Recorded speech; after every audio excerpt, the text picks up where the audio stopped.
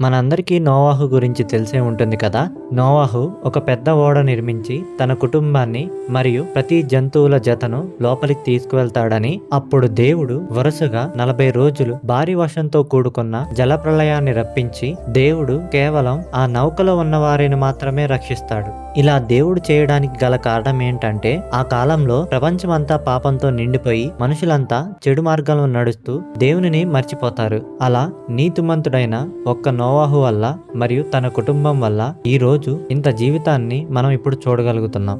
దేవుడు జరగబోతున్న దాని గురించి నోవాహు చెప్పినప్పుడు నోవాహు ఎంతగానో విశ్వసించి దేవుడి మాటకు లోపడి ఆ పెద్ద ఓడను నిర్మించాడు. ఒకవేళ నోవాహు ఓడ నిర్మించకపోయి ఉంటే ఏం జరిగి ఉండేదో మీకు తెలుసా? నోవాహు దేవుడు చెప్పిన మాటను గైకొనకుండా ఓడను నిర్మించకపోయి ఉంటే ఏం జరిగి ఉండేదో ఇప్పుడు మనం చూద్దాం. మొదటిగా మనకు రక్షణ ఉండేది కాదు. ఎందుకంటే యేసు ప్రభువారు మనలను పాపం నుండి విడిపించేందుకు ఈ భూమి మీదకి వచ్చేందుకు ఏ అవకాశం ఉండేది కాదు. ఇన్ని కోట్లాను కోట్ల జీవరాశి మరియు ఇంత మనుగడ ఉండేది కాదు. ముఖ్యంగా మూడవదిగా మనకు ఎన్నంటికీ మన ప్రభు అయిన యెహోవా యొద్దకు మారు మనస్సు పొంది వెళ్లేందుకు మనకును మరియు ప్రపంచానికి రెండవ అవకాశం ఉండేది కాదు. నోవాహు ఓడ నిర్మించకపోయి ఉంటే ఏం జరగ ఉండవచ్చో ఇప్పుడు మనం చూసాం కదా. అయితే మీరేమనుకుంటున్నారో క్రింద ఉన్న కామెంట్ సెక్షన్ లో ఆన్సర్ ని తెలియజేయండి.